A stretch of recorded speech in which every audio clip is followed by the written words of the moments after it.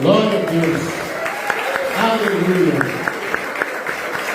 Amém. Você já cumprimentou quem sai pertinho de você? Já apertou a mão, já não sabe quem é, pergunta o nome. Glória a Deus.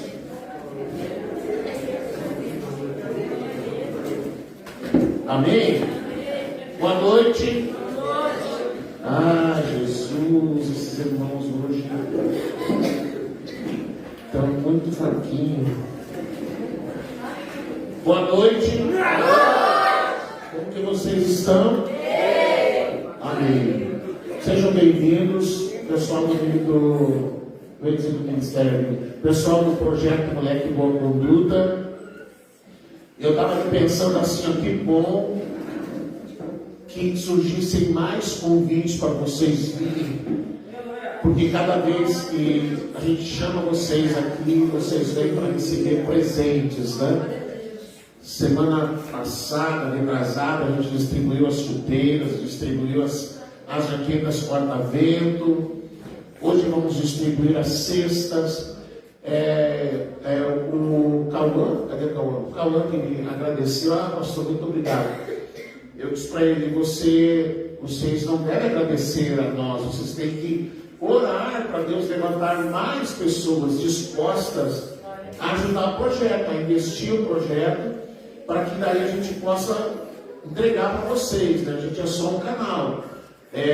Deus colocou no nosso coração o projeto e Ele trabalhou e trabalha na vida de muitas pessoas para chegar até vocês. Amém? Então, se vocês querem ser gratos, agradeçam ao Senhor, mas orem para que Ele levante mais pessoas que possam ajudar, que possam contribuir e que vocês sejam chamados aqui mais vezes para levar para o seu lar toda a sorte de bênçãos que Deus está enviando para nós. Amém? Deixa eu só colocar aqui o negócio aqui que eu... Deixa eu ver, eu estou meio distraído aqui. E aí a gente vai seguir em frente. Aqui. Vamos lá. Não ligou? Dê para mim ali, o Renato, não ligou ali o... Eu estou com o Bluetooth desligado. Power on. Training. Vamos ver se vai agora. Agora sim.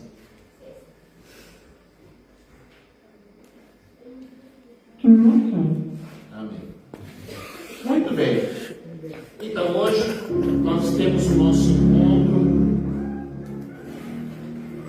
E eu quero trazer uma palavra nessa noite, como nos dias de Noé. Nós vamos ler a palavra. Eu vou tentar ser rápido. Vou tentar não demorar, ok? Quem não está acostumado, às vezes eu falo 1 hora, tá? Mas eu vou tentar não demorar 1 hora, tá? Mas fica tranquilo aí que vai dar certo. Mateus 24, verso 37 ao 39. Mateus 24, verso 37 ao 39. Pois assim como foi nos dias de Noé, também será a vida do Filho do Homem. Portanto, assim como nos dias anteriores ao dilúvio, comiam, bebiam, casavam e davam-se em casamento, até o dia em que Noé entrou na arca. 39. E não o perceberam, senão quando veio o dilúvio e os levou a todos. Assim também será a vida do Filho do Homem. Amém? São 3 versículos. Mas nesses 3 versículos, Jesus, Ele vai falar coisas muito importantes. Ele vai falar de coisas muito importantes. Ele está respondendo uma pergunta que os discípulos fizeram no verso número 3. Eles perguntaram para Jesus: Senhor, que sinais haverão da sua vinda? Que sinais haverão do fim dos séculos, da consumação dos séculos? E aí Jesus começa a responder para eles, colocou ali, do verso 3 ali, ele começa a responder para os discípulos, no Monte das Oliveiras, achava-se Jesus assentado, quando se aproximaram dele os discípulos em particular e lhe pediram, dize-nos, quando sucederão essas coisas? E que sinal haverá da tua vinda e da consumação dos séculos? Então os discípulos queriam saber, que sinal haverá quando o Senhor virá, quando o Senhor vir? Que sinal a gente deve observar? Quais são os sinais da tua vinda? Quais são os sinais do fim dessa era, da consumação dos séculos, quando Jesus vier para buscar os salvos? Que sinais haverão? Então Jesus ele começa a responder para esses discípulos. Jesus fala de fenômenos da natureza.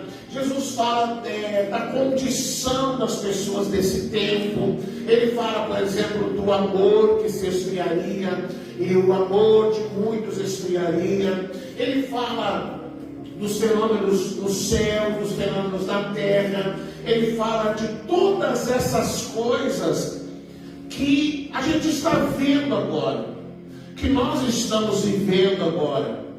E depois ele entra em uma sequência de parábolas, onde a gente chama de parábola profética, onde ele vai falar, ele vai citar várias parábolas, onde ele está dizendo assim, o coração das pessoas do tempo do fim será desse jeito. Então ele conta várias parábolas, chamando a atenção para os discípulos, olha, estejam atentos, porque vai acontecer isso, e vocês precisam estar prontos, vocês precisam estar preparados, porque ele virá, vocês precisam estar preparados. E nessa parábola, que é pequenininha, são 3 versículos, e na verdade uma ele apresenta a parábola, e em 2 ele fala rapidamente sobre como seriam as pessoas, não só o mundo, mas também a igreja, porque essas coisas importam para nós, irmão. Essas coisas a respeito da vinda de Jesus, como é que vai ser, como é que não vai ser, isso importa para nós que seguimos a Jesus, que cremos no Senhor. Quem não crê em Jesus, não importa saber dessas coisas, que às vezes até as pessoas fazem confusão tentando interpretar de uma forma que não é bíblica, mas importa para nós saber o que deu, o que está acontecendo, o que diz a palavra. Importa para nós estarmos atentos, querido, ao que acontece hoje no mundo. Vem notícia sobre Israel, vem notícia sobre o mundo. Usar aquele telefone que você tem na sua mão, não só para entrar nas redes sociais, mas para estar atento ao que está acontecendo. O que está acontecendo hoje com as pessoas? Como é que são as pessoas hoje? Se você olha hoje para o mundo, você vai ver que quando Jesus disse assim, o amor de muitos esfriaria, você olha hoje para a sociedade e você vai perceber que isso é realmente o que está acontecendo. A vida de uma pessoa não vale nada. A vida de uma pessoa vale menos do que um celular, menos do que um tênis, menos do que um objeto de valor. A vida de uma criança não vale nada. A quantidade de crimes envolvendo crianças, idosos, abusos de criança, é uma coisa assim absurda. A gente vê que o mundo ele está virado uma coisa. O mundo está virado assim como a gente diz, de cabeça para baixo. E quando a gente recebe notícias, às vezes as pessoas dizem assim, esse mundo vai acabar mesmo. Você nunca vê as pessoas dizer, vê uma notícia e diz, esse mundo vai acabar mesmo. Esse mundo está mesmo terrível. Por quê? Porque a palavra de Deus está se cumprindo, e a palavra de Deus, ela diz que isso aconteceria, que nesse tempo o amor de muitos esfriaria. Ele não diz que o amor de todos, mas o muitos é muita gente, né? É muita gente. São muitas pessoas que estão aí, irmãos, assim, que não tem ética de vida, que estão dando vazão aos seus instintos instintos animalescos, dos seus instintos de violência. É o pai que sai de uma saidinha, vai lá e mata os filhos. É o filho que mata o pai e a mãe. É todo tipo de crime que a gente lê e fica chocado. E aí alguém diz assim, isso é um demônio. Não é demônio, não, é um ser humano, sem filtro. É o ser humano que não tem filtro, faz essas coisas. Por quê? Porque está lá na palavra de Deus. Mas aí Jesus, então, ele vai dizer, como foi nos dias de Noé, assim será a vinda do Filho do Homem. Sabe o que é mais interessante a gente perceber? Você tem noção de quanto que aconteceu o dilúvio? Quanto tempo houve desde a criação até o dilúvio? Você tem noção? Alguém sabe? Alguém chuta assim? Da criação até o dilúvio foram 1.600 e poucos anos. Da criação até o dilúvio. Pelo relógio que conta a partir do nascimento de Jesus, o dilúvio aconteceu em 2.300 e pouco antes de Cristo. 1.600 anos viveram, 9 gerações viveram. Noé era a 10ª geração. E Noé, quando ele recebeu a ordem de Deus para falar sobre o dilúvio, ele tinha 480 anos. Novinho ele, né? 480 anos Deus veio e disse, Noé, vai acontecer um dilúvio, eu vou trazer juízo sobre a terra, você vai construir uma arca, e ao longo desse tempo você vai entregar uma mensagem. E você vai dizer para as pessoas, vai vir o dilúvio, vai acontecer o juízo de Deus. E ele fez isso por 120 anos. Por 120 anos, Noé construiu a arca. Com certeza, algumas pessoas ajudaram Moisés. Noé, eu falei Moisés antes? Falei? Com certeza, algumas pessoas têm ajudado Noé a construir a arca. Mas Noé, irmãos, ele era um louco, vamos dizer assim. Por que ele era considerado um louco? Porque quando ele começa a falar do dilúvio, até ali, nunca nem tinha chovido. A Bíblia diz que quando Noé começa a dizer que vai acontecer um dilúvio, as pessoas não acreditam. Porque até ali, a terra, ela era umedecida somente com o orvalho da noite. Nunca tinha chovido. Então aparece um velho de 480 anos, dizendo que vai acontecer uma chuva, que essa chuva vai durar 40 dias e 40 noites, e além de falar isso, ele ainda resolve construir um barco, que nem precisava de barco. E aí as pessoas, elas não acreditaram em Noé. Eles não deram crédito à sua palavra. Eles não acreditaram no que ele estava falando, e mesmo que alguém tenha se impressionado quando ele começou a falar, passou-se 120 anos e nada. Passou-se 120 anos e Noé acabou se tornando uma inquietação para a sociedade da sua época, porque as pessoas diziam, mas esse velho não fala de outra coisa. Esse velho só fica dizendo a mesma coisa. Vai vir o juízo, vai acontecer uma chuva, vai acontecer um dilúvio, vai chover 40 dias e 40 noites. Quem tem que se salvar, que venha para a arca. Mas ninguém dava crédito para Noé. A palavra de Deus diz, no verso 38, que as pessoas seguiram vivendo, porquanto, como nos dias anteriores ao dilúvio, comiam e bebiam, casavam e davam-se em casamento, até o dia que Noé entrou na arca. Ou seja, as pessoas que ouviam o que Noé estava ensinando, elas não tinham nenhuma preocupação em se preparar para o dilúvio. Elas tanto não acreditaram em Noé, que elas ocuparam a vida buscando qualquer outro prazer. Aí a Bíblia diz assim, eles comiam e bebiam. Tem coisa boa do que comer uma comida bem feitinha? O que está uma comida bem feitinha? O que é comida assim bem boa para vocês assim? Quem é que diz assim, ela se fizer tal comida. Hã?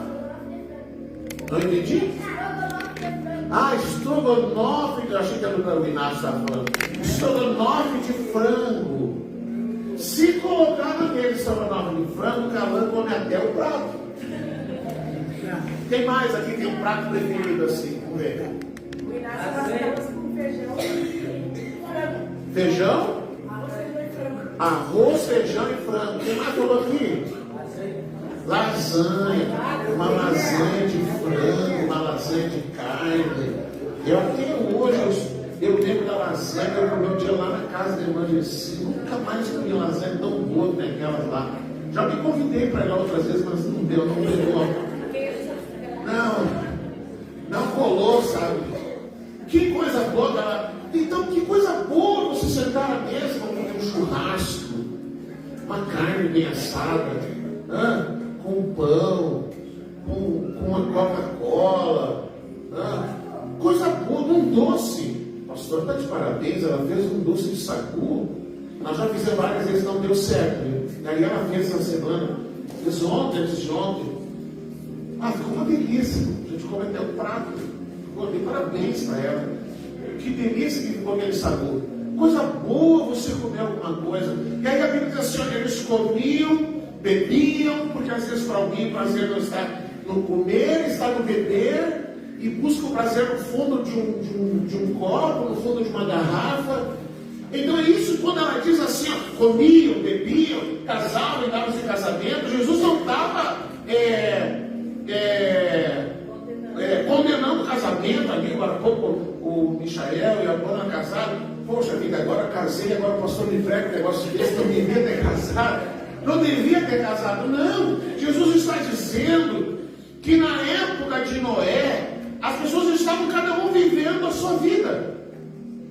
Cada um seguiu a sua rotina de vida, comendo, bebendo, fazendo festa, comemorando. E quando isso Noé estava falando, vai vir um dilúvio, vai vir um dilúvio, vai vir um dilúvio, 120 anos. Aí a palavra de Deus diz que quando Noé completou 600 anos, um dia vieram os animais, Noé entrou para a arca, ninguém percebeu. De repente ele não foi para a cidade falar do dilúvio. De repente ele não foi para os lugares lá falar que aconteceria um dilúvio. De repente naqueles dias ele não foi fazer o que ele costumava fazer, mas ninguém percebeu. E aí de repente Noé entrou, Deus disse: entra na arca, começou a vir a chuva. E aí não foi Noé quem fechou a arca, quem fechou foi Deus. Deus fechou a arca por fora. E de repente choveu uma manhã, e choveu um dia, e 2 dias, e 10 dias, e 20 dias, e 40 dias, as águas subiram e todos foram levados. Foi-lhes dada uma oportunidade de salvação e eles não se atentaram, não deram crédito. E aí Jesus diz assim, vai ser assim, vocês querem saber como é que vai ser na minha vida? Porquanto, como nos dias anteriores ao dilúvio, comiam, bebiam, casavam e davam-se em casamento, até o dia que entrou na arca, e ninguém viu. Como será a vinda de Jesus? A mesma coisa. Então, 2.300 anos antes de Cristo, 2.026 depois, 4.000 anos e poucos, 4.000 anos e 300 e poucos, separam o dilúvio do tempo que nós estamos vivendo agora, e o tipo de vida das pessoas desse tempo é igual ao tipo de vida das pessoas antes de Noé. Não houve, olha, eu conheci Jesus com 6 anos, estou com 61, já tem muito tempo de caminhada dentro da casa de Deus, pregando a palavra, desde os meus 16 anos. Não houve uma geração tão distraída como essa. Não houve uma geração tão desligada das coisas de Deus como essa. Não houve uma geração que se descuidou das coisas de Deus como essa geração de agora. E isso não é privilégio de São Gabriel, não é privilégio de alguma denominação específica, isso é em todo lugar. As pessoas não estão interessadas. Hoje, se você falar que Jesus vai voltar, que Jesus está voltando, é a mesma coisa que você tentar construir uma arca num lugar em que nunca choveu. Ou seja, ninguém quer saber. Se você hoje disser Jesus está voltando, é a mesma coisa do que Noé ouvia das pessoas quando ele ia para a cidade, quando ele ia para as comunidades, quando ele ia para as aldeias, e ele falava e anunciava: vai vir o dilúvio, vai acontecer, vai acontecer. Ninguém dava crédito, e hoje é a mesma coisa. É a mesma coisa. O nível de comprometimento, o nível de fé, o nível de entrega, o nível de dedicação, o nível de obediência, o nível de entrega é mínimo, o mínimo. Mas como o senhor está dizendo isso? Como eu disse, eu tenho muito tempo de caminhada. Comecei lá com 6 anos de idade. A minha geração, que hoje está com 60 anos para frente, a minha geração, ela cresceu instigada a buscar a Deus e a estar envolvida na pregação do Evangelho. Para você ter uma ideia, quando eu era pequeno, como diz aquele ditado, eu era pequeno, andava de caça curta lá em Porto Alegre, a nossa brincadeira, a gente era muito arteiro, já contei algumas artes que a gente fazia, mas tinha uma brincadeira que a gente gostava muito de fazer. A gente brincava de culto. A gente fazia culto. Aí, mas o nosso culto não era assim, qualquer culto, era muito bem organizado.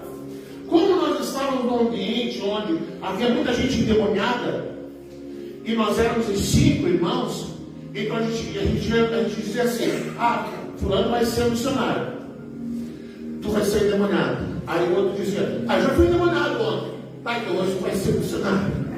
Aí o outro vai ser endemoniado. Aí o outro, tu vai ser curado. Tu chega bem torto assim, tu vai ser curado. Aí o outro, tu vai ser o diabo. E aí nós 5 cada um tinha uma tarefa no culto. E aí o culto acontecia. Daí chegava lá uma hora que o endemoniado se manifestava, daí vinha lá o missionário e orava e tal, e o endemoniado se babava, a gente fazia tudo bonitinho. Hollywood perdeu com aquele pessoal. E aí o endemoniado vinha e tal, daí era liberto, e aí havia o outro todo torto lá, e a gente orava, daí o outro era curado. E aí o missionário falava e tal, e aí o diabo nos ajudava, todo mundo participava daquele culto, pegava a Bíblia, tudo, cantava. Eu não sei quanto tempo era, mas era um culto, nossa brincadeira era um culto. E isso se tornou uma coisa tão importante, irmãos, porque logo que a gente foi buscar Jesus, meu pai foi fazer curso de teologia, se tornou pastor, e aí os nossos cultos de criança se tornou daí uma congregação em casa, que depois se tornou uma igreja. E quem ajudava o pai na igreja era eu e meus irmãos. Era a família. Então, depois eu fui para o grupo de jovens, e lá no grupo de jovens, o grupo de jovens, 40, 50 jovens, era como se fosse um berçário. Ali a gente era instigado a sair para o ministério. A gente era instigado, eles traziam missionários da Jocum para falar com os jovens, para contar suas experiências. Eles traziam jovens pastores para pregar para os jovens e falar das suas experiências. Havia grupos de jovens que faziam, por exemplo, evangelismo na madrugada. Em 1983, 1982, tinha um grupo de jovens que fazia evangelismo na madrugada na cidade baixa de Porto Alegre, lá na zona de Boemia de Porto Alegre. E aí o pessoal disse: não, vocês não vão, porque isso aí não é assim, não. E aí eles entravam naquelas boates, eles entravam naqueles bares, e iam lá e pregavam para as pessoas e tal, e depois eles voltavam contando as madrugadas que eles passavam, de sábado para domingo. E aí de vez em quando a gente perguntava: cadê o fulano? O fulano foi para tal lugar, ele foi assumir uma igreja. Outros foram para Jocum. O meu irmão foi para Jocum, que é uma organização, um grupo que treina missionários pelo mundo afora. Foi para Jocum, a nossa casa se tornou como uma base da Jocum, o pessoal que vinha de fora, e a gente fazia aquela transição para ir para a base, que não era em Porto Alegre, eles ficavam lá em casa, o pai ajudava, cuidava, não sei o que, mandava eles depois para a base. Então a minha casa foi um lugar onde a gente era instigado a buscar o Senhor, era instigado a se envolver nas coisas de Deus. A minha geração não queria saber de futebol, não queria saber, videogame não existia, futebol não, o nosso sonho era missões, era sair, ir para fora, gastar vida. A gente não sonhava em ser médico, a gente não sonhava em ser advogado, a gente não sonhava em fazer faculdade, a gente não sonhava em outra coisa a não ser fazer missões. Você pergunta para uma criança hoje o que ela quer. Não, eu quero ser jogador de futebol, eu quero ser youtuber, eu quero ser influencer, eu quero fazer não sei o quê. Não que não haja problema nisso, o problema é, eu posso me envolver em qualquer coisa, mas que eu possa estar envolvido também nas coisas de Deus. Eu posso me tornar um dentista e fazer do meu trabalho um meio de pregar o Evangelho. Eu posso me tornar médico e cirurgião e fazer da minha habilidade uma forma de ganhar vidas. Eu vi recentemente um médico da Argentina que foi para lá, para a África, e em alguns dias ele operou mais de 100 e poucas crianças. Ele comprou equipamento, gastou na viagem, levou tudo que ele precisava, operou de graça aquela criançada toda, e a felicidade dele perguntava: mas por que você faz isso? Ele disse: porque isso me dá prazer, ver, ajudar, socorrer essas pessoas. Porque o prazer que alguém está buscando é como nos dias de Noé, alguém está buscando prazer em alguma coisa que não é Cristo. Você pode estar envolvido em qualquer função, mas use essa função para pregar o Evangelho, para socorrer alguém, para ajudar alguém, para investir em alguém que está fazendo o que você não faz. Você entende? Então, quando chegou a minha vez de sair, e eu disse para o meu pai: eu vou sair. Eu era o braço direito do meu pai na igreja. E ele contava que um dia ele fosse deixar a igreja para mim. Eu disse: pai, eu vou. Sabe o que meu pai fez? Meu pai foi lá, ele trabalhava no Tribunal de Justiça, conversou com o desembargador, e o desembargador disse assim: não, seu amigo, vamos oferecer para ele uma vaga no Tribunal de Justiça. Naquela época não tinha concurso. E o meu pai me ofereceu: ó, o desembargador ofereceu uma vaga para você lá no Tribunal de Justiça, você vai trabalhar na corregedoria. Só ir lá e se apresentar, a vaga é tua. E eu disse para o pai: não quero. Mas menino, tu está com a vida ganha, se tu entra lá no tribunal, tu não se incomoda com mais nada, tu vai ganhar bem, tu vai trabalhar na corregedoria, tu vai fazer a vida. Eu disse: não, pai, a minha vida é servir Jesus. É isso que eu quero. Aí ele ofereceu para o meu irmão. O meu irmão que entrou na minha vaga se aposentou recentemente, 41 anos de trabalho, na vaga que seria. Meu pai não queria que eu fosse, porque ele não queria que eu passasse uma vida de privações. E ele tinha razão. Ele viajava com o desembargador, e ele ia nas cidades do interior, chegava lá e descobria onde era uma igreja, visitava o pastor e voltava desolado. Cheguei lá, o pastor estava passando necessidade. Fui no mercado, comprei comida dele, pastor, ou deixei uma oferta para ele. E quando eu disse que ia embora, ele disse: não, você vai ter uma vida de privação, para quê? Fica aqui. E fui. Não contente de, vamos dizer, estragar minha vida, eu caso. Caso com a minha esposa, que é tão louca quanto eu, que eu ganhava um bom salário mínimo, e ela ganhava 3 salários e pouco. Ela largou o trabalho dela e veio casar comigo. Saí de Porto Alegre, tirei uma princesa de casa. E a gente viveu uma vida, irmão, não é uma vida maravilhosa, não. Não fique pensando: eu quero ser pastor, que coisa boa. É coisa boa, fica no meu couro. Fica no meu couro um mês assim, para você chegar no final e dizer se é bom ou não. E a vida que a gente viveu foi a vida que meu pai não queria que eu vivesse. Mas a minha geração, o nosso prazer era ouvir. Eu lembro de um rapaz chamado, o apelido dele era Bidu. Não sei se você conheceu porque era da região. O Bidu ele era baixinho assim, o cabelo dele era loirinho, parecia um capacete esse cabelo dele. Dividido no meio assim. Cadê o Bidu? Ah, o Bidu casou. Tá, mas cadê ele? Ele foi lá para não sei onde eu subi na igreja. Onde está o fulano? Ah, fulano foi para Jocum. Está lá não sei em que país, porque a Jocum manda para outros países. Tudo na fé e na coragem. Se você quer aprender missões, vá para Jocum, irmão. Aí você vai aprender. Lá você aprende. Onde está o fulano? Ah, o fulano agora está em tal lugar. O fulano está fazendo teologia agora. Não pensa não, eu quero ser pastor, eu vou lá, e aí esses pastores fazem secado, não prega nada, é ter uma bagunça. Vai estudar, faz teologia, aprende e vai fazer bonitinho, sério. E o nosso prazer era esse. Agora, eu levei um susto, já vou encerrar. Eu levei um susto, porque eu não sabia. Agora em março, foi março que nós descemos em Porto Alegre? Foi março, né? Que a gente conseguiu juntar todos os filhos. O meu irmão mais velho já faleceu. E a gente conseguiu juntar todos os irmãos. Primeira vez. Toda a vida. Todos nós conseguimos estar lá. Alguns foram sozinhos, outros foram com a esposa, mas todos nós estávamos lá. E aí, a gente se encontra, irmão, a gente se reúne, todo mundo crente. Uns tocam, uns cantam, uns pregam, são pastores, são isso, são aquilo. Meu irmão é lá de Minas Gerais, ele é do Legendários, movimento Legendários. O outro irmão trabalha envolvido nas missões numa igreja lá em Porto Alegre, minha irmã, enfim, toda a família envolvida com isso. A gente começa a falar, depois já está todo mundo chorando. E daqui a pouco já está orando, vira um culto. E o pai então se empolga. E o pai então se deixa de falar.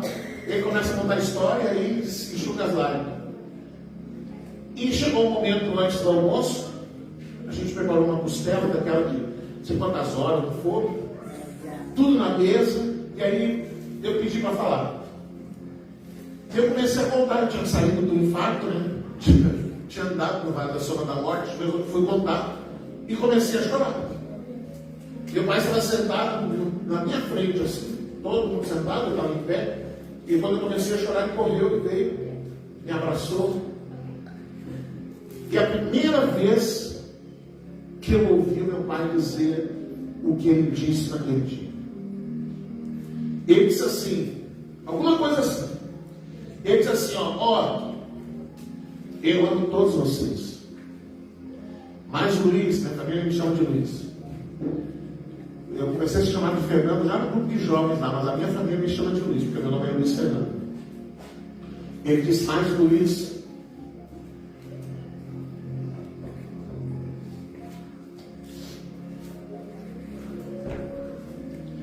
ele disse, Luiz, escolhi uma vida que eu não teria.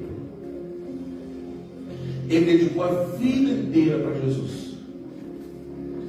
Ele dedicou a vida inteira para Jesus. E logicamente, eu tenho muito orgulho dele. Porque todos, cada um foi seguindo um outro rumo, envolvidos nas coisas de Deus, mas o único que se realmente viveu integralmente nas coisas de Deus fui eu. Todos os meus irmãos, em algum momento da vida, moraram lá na casa do meu pai. Eu nunca morei lá. Eu saí e nunca voltei, eu não sei para passear. Depois do almoço, a esposa do meu pai, minha madrasta, ela me disse assim, teu pai nunca te falou, mas ele tem um orgulho muito grande de ti, porque ele achou que tu ia voltar. Ele apostou que eu não ia aguentar ficar fora, porque eu era um menino da mãe, eu era companheiro da minha mãe, eu cuidava dela, eu ficava com ela. E ele imaginou que eu não fosse aguentar ir embora e ficar sozinho, morar em pensão, passar uma vida difícil. E foi passando o tempo e eu nunca voltei. E ela disse assim, teu pai tem um orgulho muito grande de ti, de saber que tu fez uma escolha e tu nunca desistiu, tu nunca voltou muito atrás. E ele só recebe as notícias de que você está aqui, que você está ali, que você está fazendo tal coisa. E quando ele recebeu a notícia, o Luiz infartou. Meus irmãos falaram com ele para preparar ele, porque a pastora que viu lá no hospital, eu já estava com o pé na cova. Essa é a verdade. E foram falar para ele. E ele disse: quem infartou? O Luiz. Está na CPI, a situação dele está crítica, não sei se vai se salvar. Sabe o que o pai disse? O Luiz? Vai dar tudo certo. Ele liga a sua vida inteira para Deus. Capaz que Deus não vai tirar ele dessa. Foi isso que ele respondeu. Você acha que ele ficou preocupado? Não ficou. Quando eu liguei para ele, depois que eu tinha saído do hospital, ele disse assim: eu sabia que ia dar tudo certo. Eu sabia que Deus não ia te abandonar. Tudo que tua vida que tu viveu para Ele não ia te deixar sozinho. Mas por que eu conto isso? Porque hoje as pessoas não querem mais estar envolvidas nas coisas de Deus. Hoje as pessoas estão distraídas com todo tipo de coisa, menos com Jesus. As pessoas estão distraídas tentando ganhar a vida de todas as maneiras, e Jesus está vindo. Irmão, Jesus está vindo. Só essa semana, quantos terremotos aconteceram? Quantos? 10 terremotos de grande escala só este ano, sem contar os menores. Só essa semana, de sexta-feira para cá, eu mostrava o pastor aqui, ó, terremoto tal lugar, terremoto tal lugar, terremoto tal lugar. O mar recuou não sei quantos metros. Tsunami na Indonésia, tsunami nas Filipinas. E a gente olha e diz: o que é isso? Jesus está vindo, irmão. A criação está gemendo. A criação está gemendo. Tudo está apontando que Jesus está vindo. E nós que somos aqueles que seguem a Jesus, às vezes está vivendo assim. Eu comentei com alguém, a pessoa disse assim: não, eu acho que Jesus vai vir, mas não, falta muito, vai demorar ainda para Jesus vir. Esses são aqueles que quando Jesus vier, Jesus vai vir, vai levar, e eles vão ficar esperando. Vai ser que nem quando foi na época de Noé. Veio de novo, levou, e eles quando viram, já foi. Quando viram, a água já estava na canela. Quando viram, já estavam morrendo. Nós estamos vivendo esse tempo. Preste atenção, querido. Jesus está vindo. Isso é uma verdade. Isso é uma verdade. Olhe para todas essas coisas. Olhe para todos esses fenômenos. Olhe para a natureza. Olhe para a sociedade. Olhe para o que está acontecendo aqui do lado, Colômbia, Venezuela, com terremotos. 3 vulcões se tornaram ativos agora, nesses dias, por causa dos terremotos. Isso é normal? Não é normal. Não é normal. Jesus está vindo. E você tem que estar preparado. A tua vida tem que estar na mão de Deus. Você tem que estar.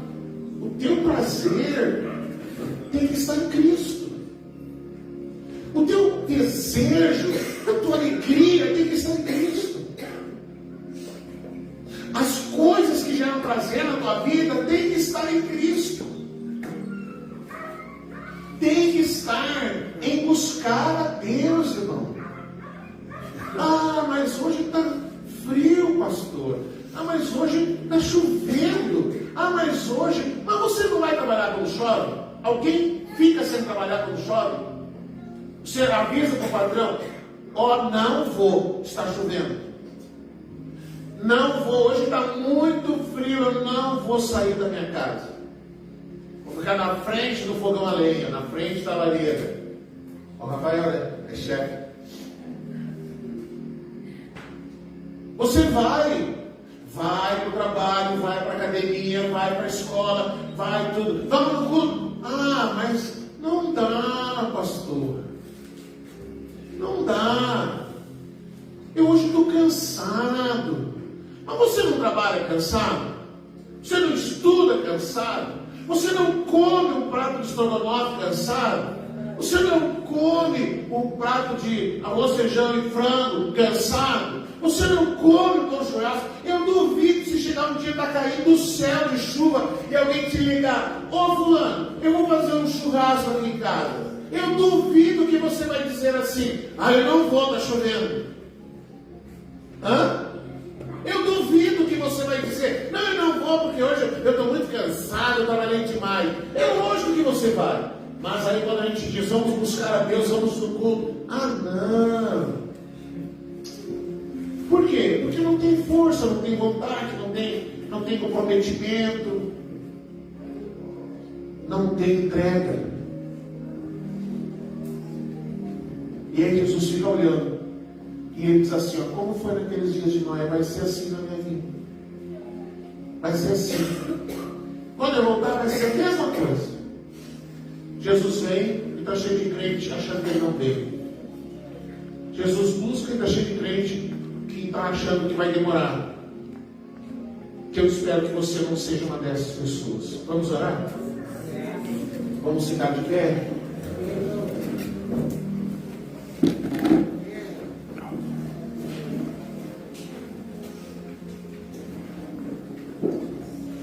Se Jesus viesse hoje,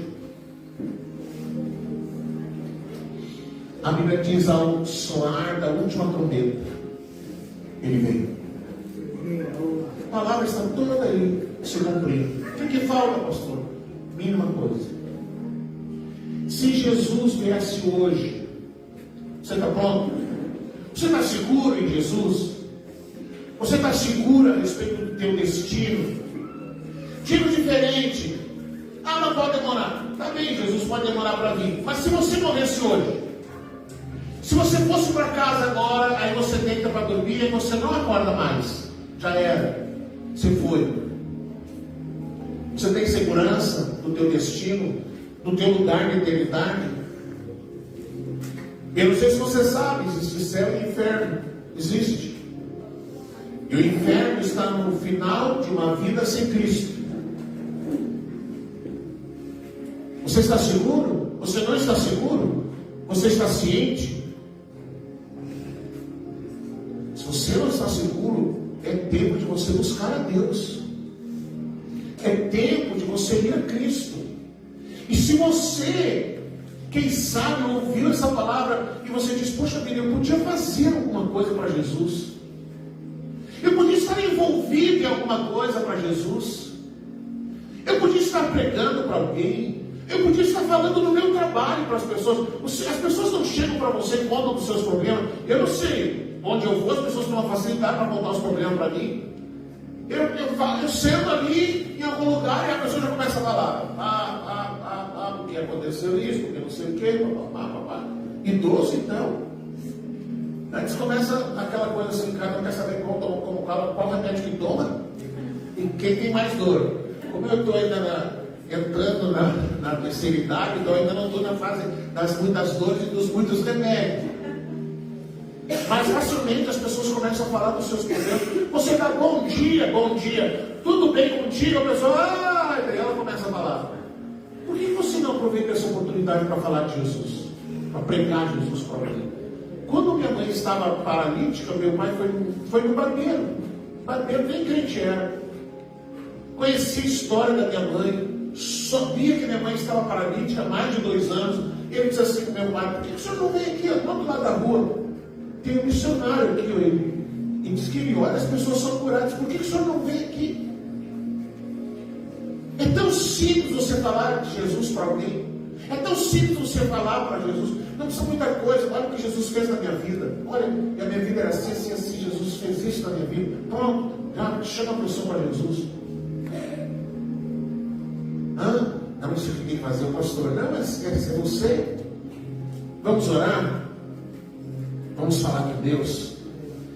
Vamos pedir para Ele que a gente, se você está sendo a geração distraída, que você não seja mais essa geração distraída. Que o Espírito Santo queime o teu coração como queimou o meu coração a vida inteira. Que se alguém perguntasse hoje, você faria a mesma coisa? Eu faria, eu viveria a mesma vida. Nós moramos em 7 cidades, 2 estados. De casa a gente mudou mais de 30 vezes. Mas eu não abro mão dessa vida. Pai, nós chegamos diante de Ti nessa noite. Senhor, esse é um tempo de pessoas distraídas, de pessoas ocupadas, de pessoas que estão vivendo uma vida cada vez mais distante de Ti, cada vez mais buscando satisfação, buscando prazer em alguma coisa que não é Cristo. Cada vez mais as pessoas estão mais longe de Deus, ocupadas em tantas coisas e cada vez menos interessadas em estar envolvidas com o Teu reino, com as Tuas coisas, em anunciar o Teu Evangelho. Cada vez mais ocupadas em querer ganhar dinheiro e melhorar de vida e se esquecem de que, na verdade, o nosso tesouro tem que ser juntado no céu. Senhor, que nós sejamos uma geração que seja despertada, que nós sejamos uma geração que está interessada em anunciar o Teu Evangelho e em viver o Teu reino e em estar vivendo em santidade e intimidade contigo. Que nós possamos nos levantar nesse tempo, Senhor, e nós sejamos como Noé na sua época. Que as pessoas até se incomodem de ouvir quando nós falamos de Cristo, mas que a mensagem seja anunciada, mas que as pessoas sejam despertadas, que as pessoas possam ouvir e entender que Jesus está vindo, porque os sinais estão se cumprindo. Levanta-nos nesse tempo, Senhor, desperta-nos nesse tempo, Pai. Em nome de Jesus. Amém e amém, Jesus. Glória a Deus. Glória a Deus. Amém? Senta aí, queridos. Nós vamos.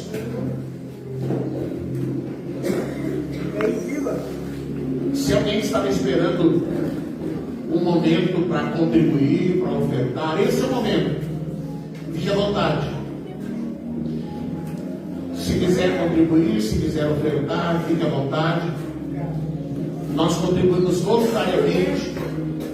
Nós não temos obrigação, mas sabemos que o reino de Deus, ele precisa de recursos, e esse recurso está nas nossas mãos. Não está na mão de um vereador, não está na mão do governo, da prefeitura, está nas nossas mãos.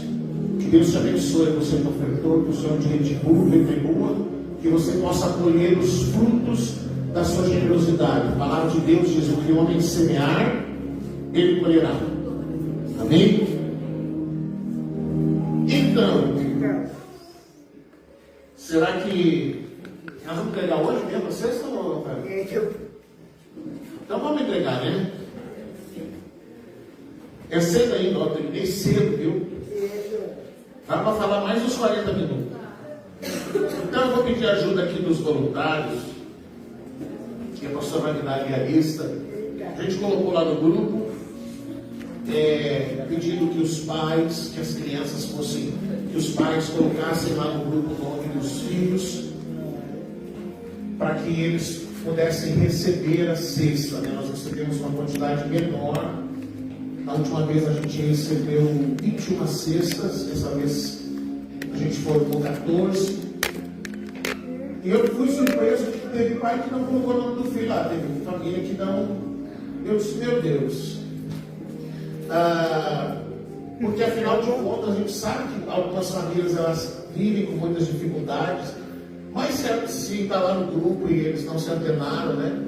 Como da outra vez teve família que perdeu presente porque não colocaram lá o nome, hoje tem famílias que não vai receber a cesta porque não colocaram o nome do filho lá. Então a gente lamenta, mas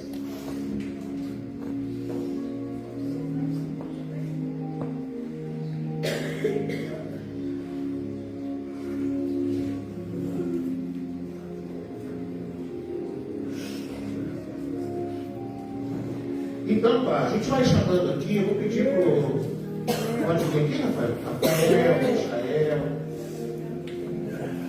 Só um pouquinho. Sim? Sabe que dá testemunho. Vem cá, irmã. Testemunho é coisa boa. Eu estou segurando o microfone, tá? Se a senhora pega o microfone, não tá. Conta para nós, irmãos, fazer conosco, em todos nós. O testemunho que eu vou dar é sobre mim, né? Que eu, na minha vida, nunca tinha comprado um guarda-roupa. Desde quando eu fui casada, eu nunca tive um guarda-roupa novo da loja. E agora que eu comecei a ser fiel no meu dízimo, e Deus me abençoou, eu pude comprar um guarda-roupa novo na loja. Com 74 anos, eu comprei o meu primeiro guarda-roupa na loja. Gente, olha só, muito bom ouvir um testemunho desse. Se as pessoas soubessem o mistério que há na gente ser dizimista, na gente contribuir na casa de Deus, ninguém deixava de ser dizimista.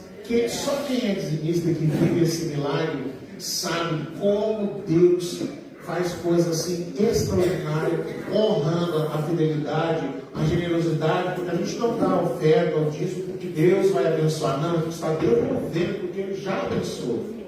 Vamos entregar aqui, então eu vou chamando, e aí, provavelmente daí, fala. Eu vou pedir então que daí venha o pai ou a mãe, venha uma criança, porque a cesta é pesada, a criança não vai aguentar pegar, tá?